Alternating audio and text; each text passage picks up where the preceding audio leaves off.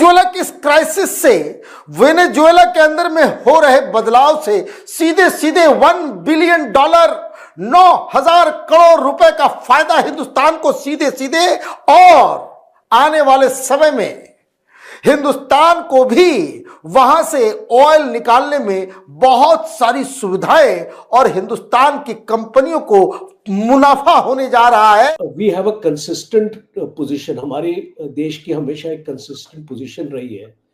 जहां पर भी इस टाइप के एक्शंस हुए हैं, we want them to be resolve through peaceful negotiations, rather than हम इसमें एक वायलेंस या एक मिलिट्री एक्शन हम इसको देखने को पसंद नहीं करेंगे। चाइना के वेनेजुएला में $105 बिलियन फंसे हुए हैं। पैसा इतना क्यों लगाया जब पता है कि जो कंट्री है उसकी इकोनॉमी जो है वो स्ट्रक्चरली वीक थी? तो क्या ये इन्वेस्टमेंट था या फिर जियोपॉलिटिकल एक इंश्योरेंस चाइना का? कैसे चाइना ने इतना पैसा वेनेजुएला जैसी एक इकोनॉमी में लगाया? न्यूज कंफर्म्ड है, निकोलस मादुरो, उनको कैप्चर कर लिया गया है, एक्सट्रैक्ट कर दिया है and phloem out of Venezuela. किसने किया? यूएसए की डेल्टा फोर्स ने। ये कोई नेगोशिएशन नहीं किया, कोई सैंक्शन नहीं किया, कुछ भी नहीं। जितना भी आज चाइना का $100 बिलियन का जो इन्वेस्टमेंट है वो जाया गया वहां पे, और चाइना का HQ-9 और जो भी मिसाइल चाइना ने उसको दिए, आज ट्रम्प के उसमें वो रिवर्स इंजीनियरिंग करके उसकी टेक्नोलॉजी भी निकालेंगे, रशियन इक्विपमेंट की भी टेक्नोलॉजी निकालेंगे। That's also a larger concern. Venezuela में जिधर चाइना ने $105 बिलियन इन्वेस्टमेंट किया है, क्योंकि वेनेजुएला के पास वर्ल्ड का सबसे बड़ा प्रोवन ऑयल रिजर्व्स है। 304 बिलियन बैरल्स जो है वो वेनेजुएला के पास है। अगर तुमने मेरी बात मेरे हिसाब से काम नहीं किया, तुम्हें जीने का हक नहीं है। And this is why Xi Jinping is scared. नींद नहीं आई उनको, क्योंकि बीजिंग पंप कर रहा था बिलियंस ऑफ डॉलर्स वेनेजुएला के अंदर। उन्होंने वहां से सस्ता तेल इलीगली खरीदा पिछले इतने सालों से अपने कंट्री को बचाने के लिए, और चाइना के कारण ही मादुरो इतने सालों तक वहां पर इलीगली प्रेसिडेंट बनकर बैठे रहे। एक रात में वो सारी इन्वेस्टमेंट चाइना की वो बर्बाद कर दी है। डोनाल्ड ट्रंप का जो टारगेट है वो कभी भी वेनेजुएला या ईरान नहीं है। ये दो कंट्रीज वो हैं जिसके ऊपर डिपेंडेंट है चाइना। दोनों बैसाखियों को तोड़ दिया। ईरान में आग लगी है, उधर वेनेजुएला में लगी है, और तीसरी तरफ सऊदी अरेबिया ने भी यूएई के ऊपर अटैक कर दिया। अब सोच के देखिए, सऊदी अरेबिया के साथ भी सबसे ज्यादा अच्छे रिलेशन आज की डेट में वो चाइना के साथ थे। 3 पिलर, तीनों बर्बाद। रशिया अभी भी अपने युद्ध से बाहर नहीं निकला है। एक रात में सारी इन्वेस्टमेंट्स चाइना की ईरान में, वेनेजुएला में, सऊदी में, इवन की मिडिल ईस्ट में सारी बर्बाद कर दी है, इवेपोरेटेड है। और ये प्रेसिडेंट है जो खड़ा किया है डोनाल्ड ट्रंप ने कि अगर आप एक भी लाइन को क्रॉस करेंगे, मैं आपको सैंक्शन नहीं करूंगा, आपको रिमूव कर दूंगा। और ये डायरेक्ट वार्निंग है रिगार्डिंग ताइवान ऑल्सो, कि अगर तुम सोचते हो कि तुम ताइवान को ले जाओगे, मैं वहां पर बैठकर एक मैंने मिसाइल निकालनी है, तुम्हारी सारी शिप्स को मैं उड़ा सकता हूं। और ये डोनाल्ड ट्रंप का अमेरिका है। I am tired of fighting, but I can destroy you with 1 missile.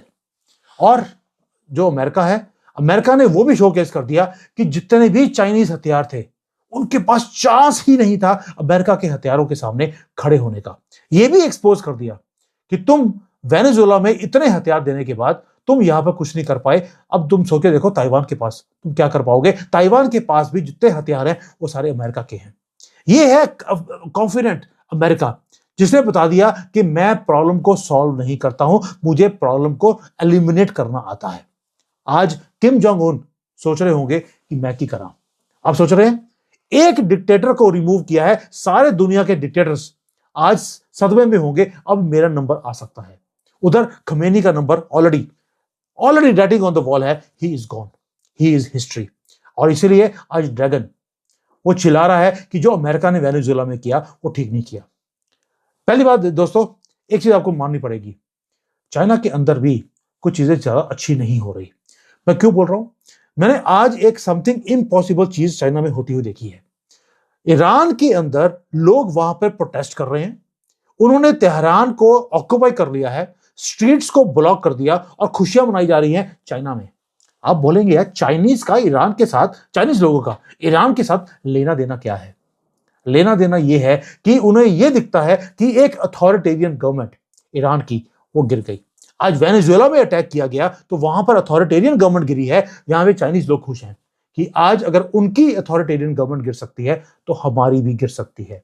Chinese citizen ने अब आज मॉक करना शुरू कर दिया है, हंसना शुरू कर दिया है अपनी गवर्नमेंट के ऊपर कि आप तो बोलते थे हम न्यूट्रल हैं, लेकिन आपकी जो दोस्ती है वो किसके साथ है? नॉर्थ कोरिया, ईरान, वेनेजुएला, सारे डिक्टेटर्स हैं। यानी कि जो आप बोलते हैं कि मैं न्यूट्रल हूं, आप फेक न्यूट्रल हैं। एंड ये जो झूठ का पलंदा था कि इन सारे कंट्रीज को हम सपोर्ट करते हैं, ये सारे वीक अथॉरिटेरियन गवर्नमेंट्स है। जिस दिन गिरे उस दिन ये कंट्रीज फ्री होगी, अब हम भी फ्री होंगे। कल कैराकस में जो ऑपरेशन हुआ उससे एक तरह से अमेरिका ने अपना जो स्ट्रेटेजिक बैकयार्ड में चाइनीज इन्फ्लुएंस को कंप्लीटली खत्म कर दिया और इसके कारण चाइना को $100 बिलियन का, $105 बिलियन का नुकसान हो रहा है। एक और एक चीज नोट कर लीजिए, चाइना ने अभी तक बेल्ट एंड रोड इनिशिएटिव में all over the world 101.3 trillion dollars उन्होंने इन्वेस्ट किया, $1300 बिलियन इन्वेस्ट किया, जिसमें 105 बिलियन उन्होंने सिर्फ अकेले सबसे बड़ा इन्वेस्टमेंट वेनेजुएला में किया ताकि उसकी oil security, energy security guarantee कर सके। और चाइना एक तरह से एनसर्कल कर रहा था अमेरिका को इन लैटिन अमेरिका।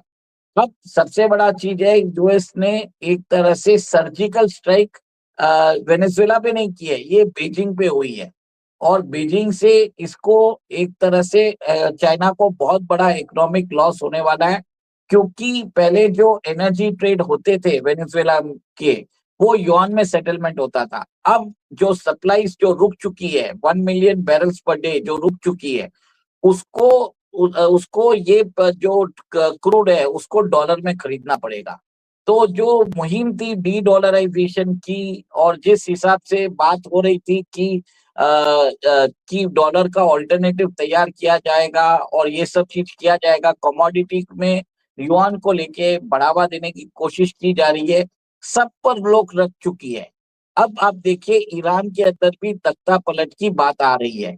इससे पहले नाइजीरिया के अंदर भी अमेरिका ने वहां पर मिसाइल स्ट्राइक की थी। वहां पर भी नाइजीरिया में चाइना ने जनरस इंफ्रास्ट्रक्चर इन्वेस्टमेंट किया है और उसके बाद आप ये देखें कि उनको नाइजीरिया उसके एवज में उनको गैस और ऑयल एक्सपोर्ट करता था। जहां पर भी आप देखिए कि चाइना जो रेयर अर्थ एलिमेंट्स और क्रूड ऑयल और गैस जिधर से भी एक्सट्रैक्ट कर रहा है, सब जगह प्रॉब्लम्स क्रिएट कर रहा है अमेरिका, ताकि उसका सप्लाई चेन जो अनइंटरप्टेड सप्लाई चेन उन्होंने बना के रखा था उसको चोक किया जाए।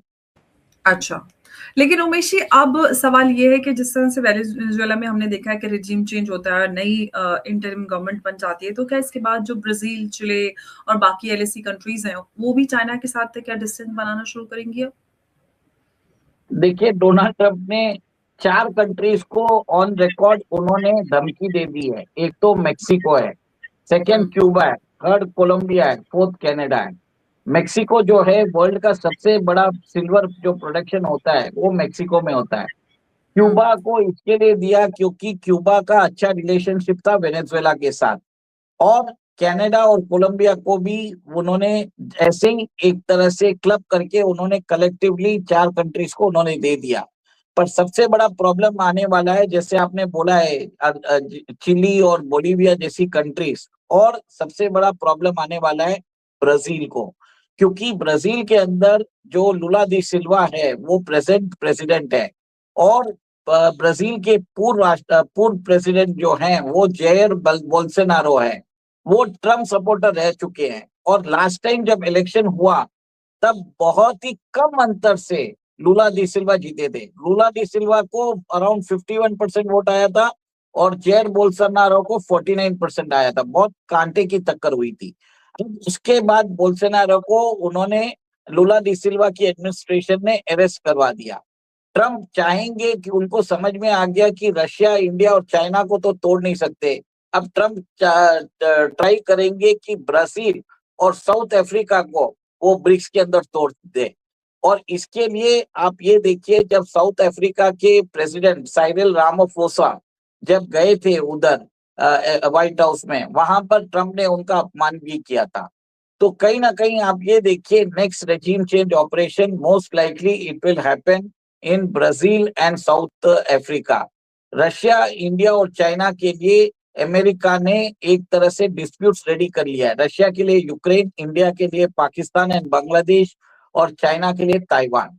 तो कहीं ना कहीं इसका एक ही लक्ष्य है कि डॉलर की हीजेमनी बनाए रखना है। डॉलर के अंदर जो ट्रांजैक्शंस हो रहे हैं, एनर्जी ट्रांजैक्शंस, वो उसको डाइवर्ट नहीं होने देना है।